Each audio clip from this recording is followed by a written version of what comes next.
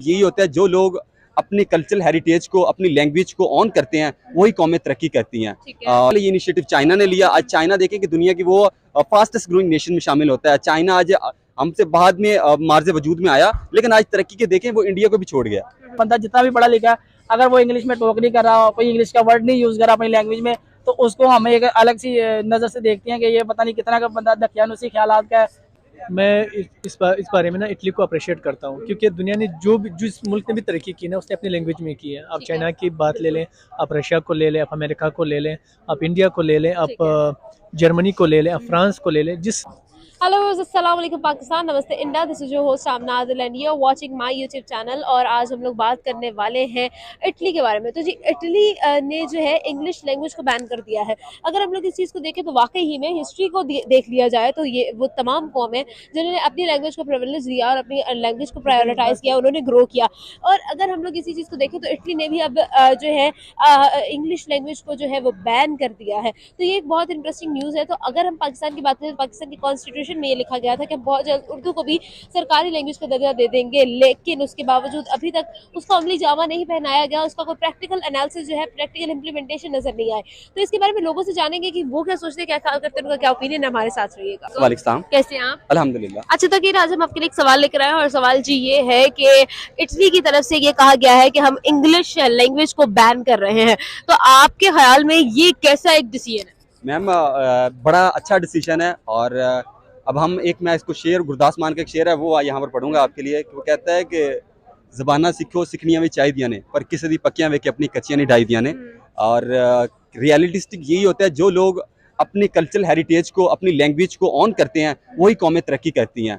और इटली ने जो इनिशिएटिव लिया, ये बड़ा ज़बरदस्त लिया। इससे पहले ये इनिशिएटिव चाइना ने लिया। आज चाइना देखें कि दुनिया की वो फास्टेस्ट ग्रोइंग नेशन में शामिल होता है। चाइना आज हमसे बाद में मार्ज वजूद में आया, लेकिन आज तरक्की के देखें वो इंडिया को भी छोड़ गया एक टाइम पे। लेकिन इंडिया आज वो बैक कर रहा है, उनको पीछे मुकाबला कर रहा है। तो देख लें, ये बड़ी अच्छी बात है। मैं कहता हूँ, अब जब लैंग्वेज की बात आती है, हमारे यहाँ कई स्टूडेंट्स हैं ऐसे हैं, अगर यहाँ पे आप भी स्टूडेंट है, मैं भी स्टूडेंट हूँ।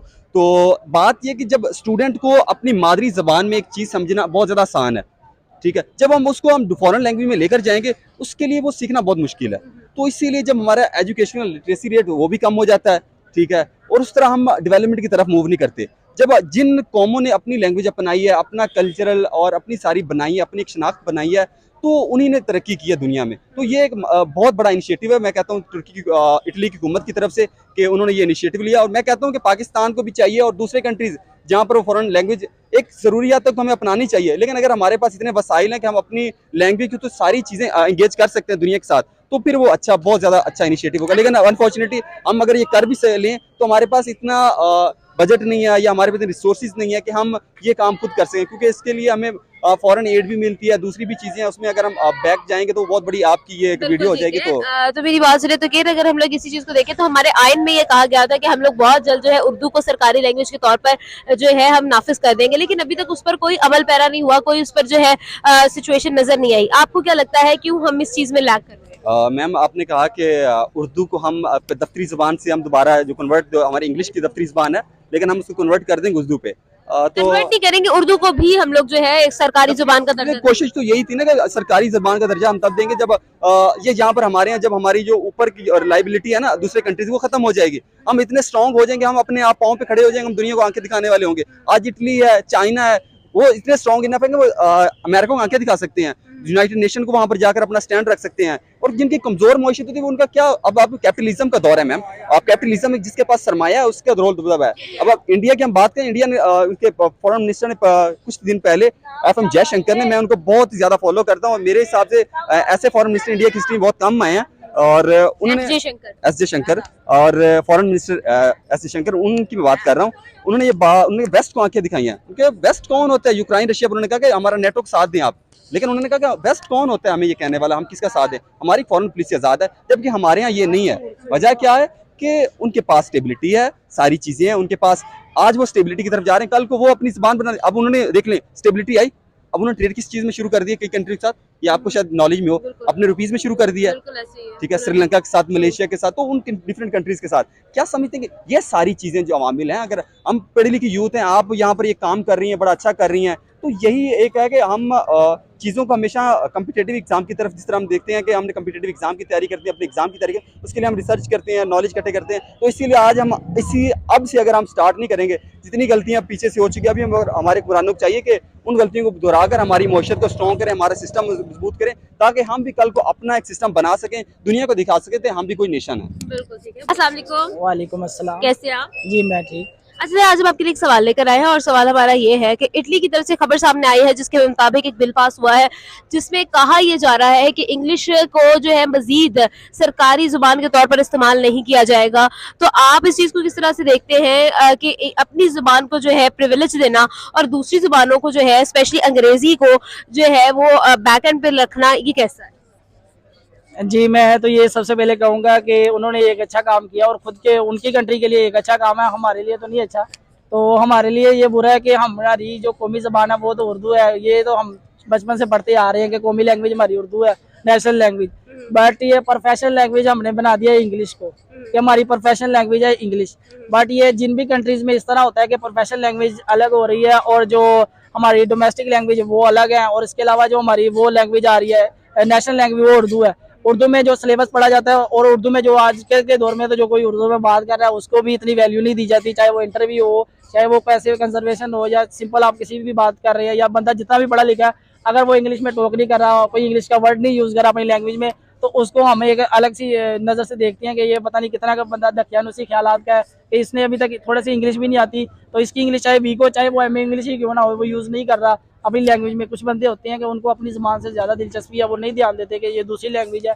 बट ये लैंग्वेज को उन्होंने प्रमोट करके ये हुआ है उनकी कंट्री का कि उसकी वजह से उनके कंट्री में और भी ज़्यादा इस चीज़ का रुझान आएगा कि उनका मुल्क जो ज़्यादा डेवलप होगा, जब वहाँ की सारी चीज़ें उनकी लैंग्वेज में होंगी, इटली की लैंग्वेज में होंगी, तो वो लोग ज़्यादा डेवलपिंग की तरफ जाएंगे क्योंकि उनकी ज़बान में है उनकी चीज़ें, और वो चीज़ों को अंडरस्टैंड करें, चाहे वो साइंस है, चाहे वो हिस्ट्री है, चाहे वो उनका जो भी मज़हब है, जो भी है वो सारा उसके लिहाज से आगे जाएगा। इसी तरह चाइनीज़ में ने ये भी किया हुआ है कि चाइनीज़ में जो उनके मोबाइल भी लॉन्च होते हैं, आपने देखा हो तो अगर आपको चाइनीज़ में आपको पता होगा कि उन्होंने अपने कीबोर्ड भी खुद मुतारिफ करवाए हैं और वो अपनी लैंग्वेज को ही प्रोफेशनल लैंग्वेज यूज़ करते हैं। वो कहते हैं कि जब हमारे मुल्क में कोई आए या हमसे कोई डील कर रहा है तो वो हमारी लैंग्वेज के अंदर करे। हमने इंग्लिश को सेकंड लैंग्वेज पे प्रेफर किया हुआ है, फर्स्ट पे हमारी प्योरिटी हमारी चाइनीज लैंग्वेज है। और बिल्कुल आपकी बात बिल्कुल सही है, लेकिन हम पाकिस्तान की तरफ आते हैं। पाकिस्तान की कॉन्स्टिट्यूशन के अंदर भी उन्होंने ये कहा है कि हम बहुत जल्द जो है उर्दू को भी, जो कि हमारी कौमी जुबान है, उसको सरकारी लैंग्वेज के तौर पर जो है हम लोग इसका नफाज कर देंगे। लेकिन आज तक ये मुमकिन नहीं हो सका, हम लोग स्टिल जो है अपनी जुबान को सरकारी लैंग्वेज का दर्जा नहीं दे सके हैं। आपके ख्याल में ऐसा क्यों है? हम लोग जो है अगर हमें कोई अच्छी जॉब चाहिए तो हमें इंग्लिश में एक्सेल होना बहुत ज्यादा जरूरी है, तो ये क्यों है इस तरह से? इस तरह इसकी जो सबसे मेन वजह वो तो ये है कि पाकिस्तान में जो भी काम हो रहे हैं या जो भी कोई बड़े इदारे या प्रोफेशनल आईटी से रिलेटेड है या कॉल सेंटर या बीपीओ है, कोई भी डिपार्टमेंट्स है, वो ज़्यादा बेस्ड है आउट ऑफ कंट्री। तो आउट ऑफ कंट्री की लैंग्वेज है इंग्लिश, इसलिए हमें इंग्लिश को फर्स्ट पे प्योरिटी पे रखना पड़ता है। और वो भी हमें इंग्लिश के, उनकी गलती नहीं है, काम ही हमारे पास बाहर का आ रहा है, तो हम उनको नहीं इस चीज़ का कह रहे कि हमारी लैंग्वेज भी भाई इंपॉर्टेंट है कि आप उर्दू को इंपॉर्टेंस दो, इसलिए इंग्लिश को इंपॉर्टेंस ज़्यादा मिल रही है। और इंग्लिश की इंपॉर्टेंस हम खुद उसको चीज़ को प्रमोट कर रहे हैं कि हमारी लैंग्वेज जो है इंग्लिश हो। और ये हमारे अब सरकारी इदारों में भी ये चीज़ शुरू हो गई है। पहले तो प्राइवेट में होता था कि जी आप प्राइवेट इदारे में जा रहे हैं वहाँ इंग्लिश ज़रूरी है, अब गवर्नमेंट इदारों में भी उन्होंने इंग्लिश को कर दिया। तो वही अगर हमारी गवर्नमेंट इस चीज़ को नहीं करेगी, उनके इदारे इस तरह का काम करेंगे, वो इंग्लिश को ज़्यादा प्रमोट करेंगे, तो इस तरह तो हमारी लैंग्वेज कभी भी आगे नहीं बढ़ेगी। और वो एक छोटे लेवल की लैंग्वेज ही रहेगी कि उर्दू एक छोटे लेवल की लैंग्वेज है और इंग्लिश बड़े लेवल की लैंग्वेज बन जाएगी। सर देखिए, इटली एक बहुत बड़ा मुल्क है और इटली की तरफ से ये कहा गया कि हम लोग जो है अंग्रेजी को सरकारी जुबान के तौर पर इस्तेमाल नहीं करेंगे। तो इसी तरह से अगर हम लोग पाकिस्तान की तरफ आते हैं तो आपको क्या लगता है कि अंग्रेजी को एक सरकारी लैंग्वेज के तौर पर इस्तेमाल करने से हमारा क्या नुकसान हो रहा है? अंग्रेजी लैंग्वेज को यूज़ करने से हमारा सबसे पहले तो इस्तेमाल हो रहा है कि सबसे पहले जो मिस यूज़ हो रहा है कि हमारे जो मुल्क में कम एजुकेटेड लोग हैं उनको जो समझ नहीं आती कि अंग्रेजी में क्या क्या रही है। चाहे वो आज जितने भी सोशल मीडिया चला रहे हैं, जितने भी प्लेटफॉर्म वर्क कर रहे हैं, अगर छोटे लेवल के बंदों को इंग्लिश नहीं आएगी तो छोटे लेवल के लोग ज़्यादा हैं पाकिस्तान में, पढ़े लिखे के लोग कम हैं और अनपढ़ जो कम इल्म वाले लोग हैं उनकी वजह से मुल्क स्टेबल है। ये भी नहीं कह सकते कि पढ़े लिखे लोगों की वजह से मुल्क स्टेबल है। जो एजुकेटेड है उनके पास तो काम ही नहीं है, या अनपढ़ लोगों की वजह से, चाहे वो बिजनेसमैन है, चाहे जो भी है जिन्होंने मुल्क की जीडीपी को या इकोनॉमी को संभाला हुआ है, चाहे वो किसी भी सिटी से है या कोई किसी भी मनसब पर फायज है, चाहे वो प्रेसिडेंट है, जो भी है, वो इतने एजुकेटेड नहीं है, उनको इंग्लिश नहीं, उन्होंने ट्रांसलेटर खुद के रखे हुए हैं तो इस अगर वो इस चीज़ को फ़रोग देंगे कि हमारी लैंग्वेज ऊपर आए, तो उससे ये बेहतर होगा कि दूसरे मुल्क वाले भी इंटरेस्ट पैदा होगा और उर्दू भी एक इंटरनेशनल लैंग्वेज बनेगी और लोग समझेंगे कि ये एक कंट्री है और ये अपनी लैंग्वेज को ज़्यादा फ़रोग दे रही है कि हमारी लैंग्वेज, जिस तरह चाइनीज़ ये अपनी लैंग्वेज को, पाकिस्तान सबसे पहले तो ये समझ रहा है कि यहाँ पर बाहर का काम आ रहा है, कि हमारा बाहर का काम आना रुक जाएगा लैंग्वेज की वजह से। लैंग्वेज की वजह से काम तो बेशक थोड़ा बहुत काम हो सकता है कि इसमें कोई वजह आ सकती है नहीं तो आप लाजमी तो नहीं है कि आप जब इंटरनेशनल क्लाइंट्स को डील कर रहे हैं तो आप इंग्लिश में भी बात कर सकते हैं, जरूरी नहीं है कि आपने बिल्कुल ही उर्दू में चले जाना है, तो आप इंग्लिश में बात कर सकते हैं। और अगर आप लोग जो है डोमेस्टिक काम कर रहे हो तो फिर आप उर्दू यूज कर सकते हैं, लेकिन ऐसा होता ही नहीं है। नहीं, डोमेस्टिक में तो ये काम यूज हो रहा है। अब देखिए बीपीओ डिपार्टमेंट है जो भी पाकिस्तान में जितना भी आया हो, या आईटी का, वेब ग्राफिक डिजाइनिंग का, या जो भी लोग ऑनलाइन काम कर रहे हैं, वो तो इंग्लिश में होगा ना, वो तो इंग्लिश में नहीं डील करेंगे पाकिस्तान के। अब ऑनलाइन जो काम के जो ज़खायर है वो बढ़ रहे हैं दिन ब दिन, और वो इस तरफ जा रहा है कि पाकिस्तान में अर्निंग हो, बट उसमें लिए उनको जो ईमेल है या कुछ भी है वो उनको इंग्लिश में डील करना पड़ेगा। उनके जो वहाँ के लोग हो गए वो इंग्लिश में आपसे बात करेंगे, और या किसी भी लैंग्वेज का बनता है। पाकिस्तान में ये मेन रीज़न है कि अगर हम अपनी लैंग्वेज को खुद प्रमोट नहीं कर रहे, बेशक हम सब ने उर्दू पढ़ी है, चाहे वो उसने एमए किया या पीएचडी किया, उर्दू पढ़ के आ गया है और उर्दू हमारी मेन लैंग्वेज है, बट हमने इंग्लिश को प्रमोट किया कि हमने खुद ही इंग्लिश को हाई लेवल लैंग्वेज समझा हुआ है, और उर्दू को हम समझते हैं जी ये तो मिडिल पास है, बस उर्दू 5वीं पढ़ा बंदा भी उर्दू बोल सकता है। इस वजह से उर्दू को इतना फ़रोग नहीं मिल रहा और इंग्लिश को बहुत ज़्यादा फ़रोग मिल रहा है, और हमारे लोगों की वजह से ये चीज़। बिल्कुल। वालेकुम सलाम। कैसे हैं आप? अल्हम्दुलिल्लाह। सर आज हमारा सवाल जो है वो ये है कि हम लोग बात कर रहे हैं इटली के बारे में। इटली ने रिसेंटली जो है एक बिल पास किया है जिसके मुताबिक इंग्लिश बैन कर दी गई है इटली के अंदर। आप इस चीज को किस तरह से देखते हैं? अपनी नेटिव लैंग्वेज को प्रिविलेज देना, प्रायोरिटाइज करना और इंग्लिश को जो है वो बैन करना कैसे? मैं इस बारे में ना इटली को अप्रिशिएट करता हूँ, क्योंकि दुनिया ने जिस मुल्क ने भी तरक्की की ना उसने अपनी लैंग्वेज में की है। आप ठीक है। चाइना की बात ले लें, आप रशिया को ले लें, आप अमेरिका को ले लें, आप इंडिया को ले लें, ठीक है। आप जर्मनी को ले लें, आप फ्रांस को ले लें। जिस मतलब नेशन या जिस कौम ने भी अपनी लैंग्वेज में मतलब लाजमी करवाई है, ठीक है, कि ये इसी में हम मतलब एजुकेशन लेंगे, इसी को हम अपने मुल्क में गवर्नमेंट में इनकी ऑफिशियल लैंग्वेज होगी, ठीक है। उसी में उन कौमों ने तरक्की की है। ठीक है। ठीक है।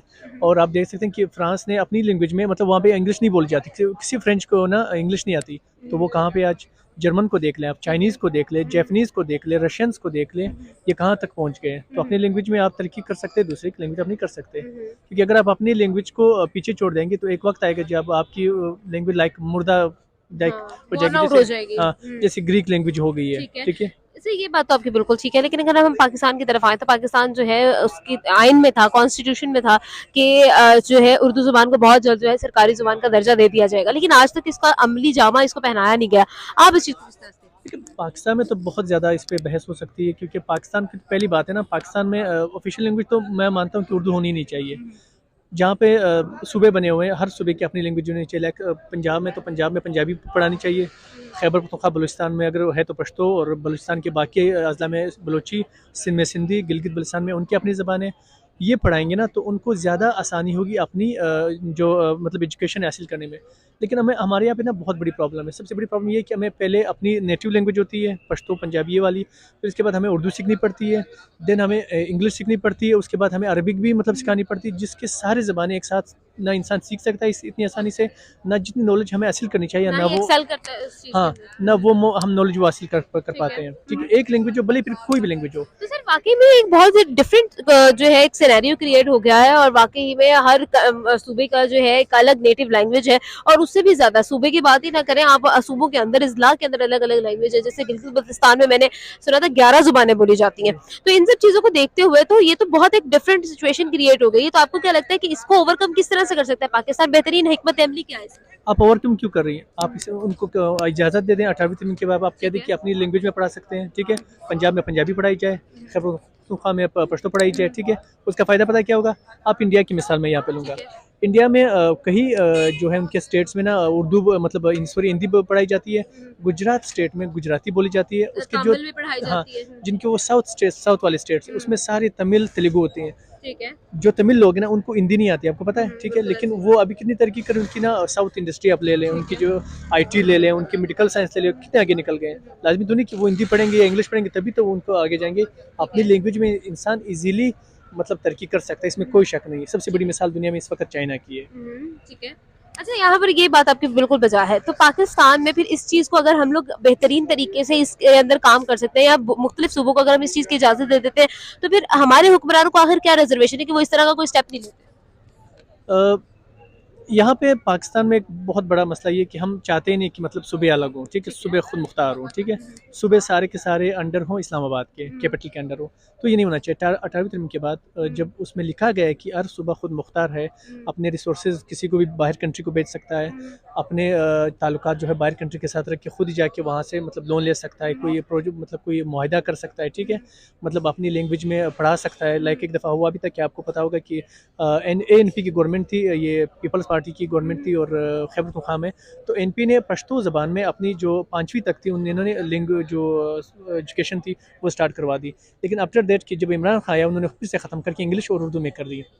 तो ये एक दफ़ा लोग कहते थे कि मतलब पश्तो ज़बान में हमें ईजी है कि हम मतलब नॉलेज हासिल कर सकते हैं, फिर उर्दू में मुश्किल है और फिर इंग्लिश, मतलब हम इतनी लैंग्वेज नहीं पढ़ सकते, या तो फिर आप कम्प्लीटली उर्दू कर दें, कम्प्लीटली उर्दू कर दें, या कम्प्लीटली इंग्लिश कर दें, या कम्प्लीटली उनकी अपनी ज़बानें कर दें, जो इंसान जो ज़बान बोलता है मादरी ज़बान उसमें कर दें। इस तरह लोगों को बहुत बड़े मसले होते हैं, क्योंकि अब मेरे अपनी ज़बान मैंने एमफिल किया हुआ है ना, तो मुझे बहुत ज़्यादा मसला हुआ। मैं पहले मतलब मेरी जो मादरी ज़बान है पश्तो है, ठीक है, मुझे पहले उर्दू सीखनी पड़ी, देन मुझे उसके बाद इंग्लिश सीखनी पड़ी अपनी बाकी के तालीम हासिल करने के लिए, और उसके बाद मुझे अरबी भी पढ़नी पड़ी क्योंकि वो भी लाजमी था, सी मतलब कुरान भी लाजमी था और इस्लामियात भी लाजमी, तो वो अरबी में थी, वो भी मुझे सीखनी पड़ी। तो मुझे बहुत ज़्यादा प्रॉब्लम हुई सारी ज़बानें सीखने में, मुझे आधी से ज़्यादा जो नॉलेज थी वो समझ नहीं आई लैंग्वेज के बैरियर की वजह से। ठीक है, बिल्कुल ठीक है।